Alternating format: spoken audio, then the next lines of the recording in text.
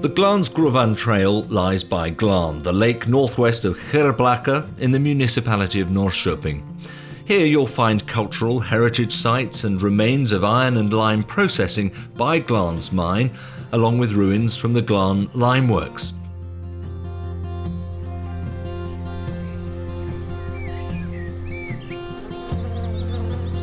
Surrounding them is also a unique flora, which only Öland and Gotland can even partly match.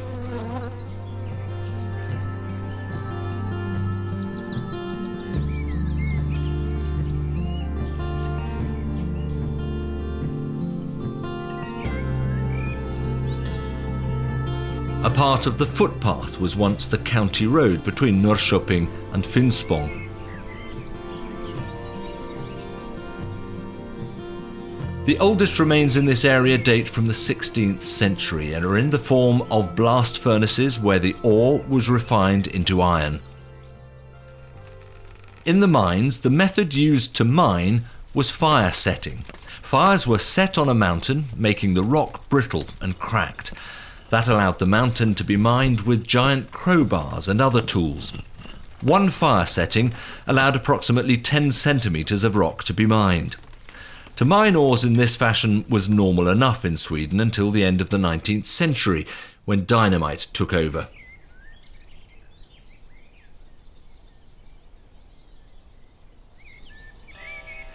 In the area along the footpath, there are also 20 mine pits and test mines for seeing if the mountain was suitable. Most of the mines remain as water-filled pits guarded by stone walls. The deepest of them go down as far as 122 metres, some between 30 and 70 metres, and some just 10 to 15 metres deep.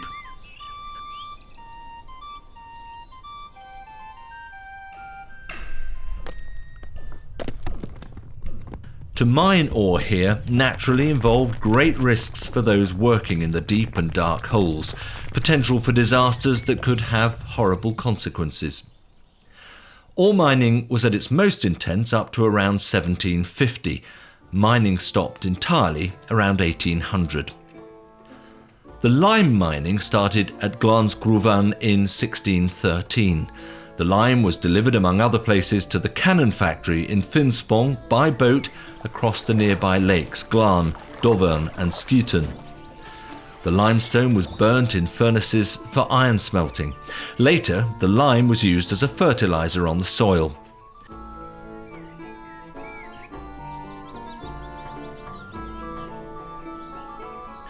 The primeval limestone that the workers processed is inconceivably old. It was created approximately 2 billion years ago.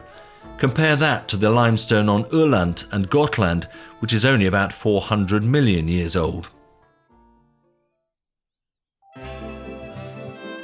With more modern approaches, the lime mining started again in 1920 and the business continued until the late 1950s. Drillers, blasters, loaders and train drivers worked here. Usually there were 12 men working the lime mine every day. They did smaller blasts on a daily basis, one larger blast a week, and their greatest blast was done once a year. The workers handled and lifted rocks as heavy as 40 kilos. These were loaded onto wagons, which carried around 2 tons, and were pulled down to the kiln by steam locomotives. 50 to 60 tons of limestone were transported every day. Those who loaded the lime into the wagons could manage 8 or 9 wagons per work shift, which represents about 16 to 18 tons.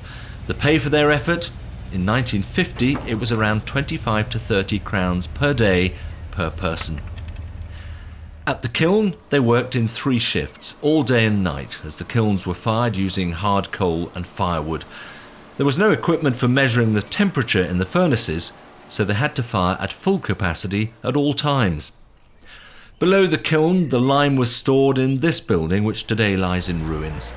The lime was eventually transported to the customer by truck or railway. Welcome to the trail around Glan's mining field and Glan's lime works. Here, the smoke from the mines and the lime kilns has long since drifted away. The sound of steel hitting stone, rumbling from pneumatic drills and panting of the steam locomotives have all come to a stop. Nature has slowly started to reclaim the area, but the tracks are in the ground forever.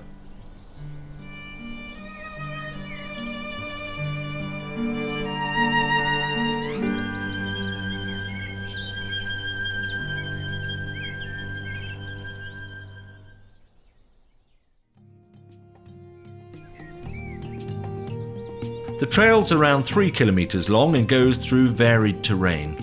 So come and experience historic traces of hard labour and the dazzling diversity of nature.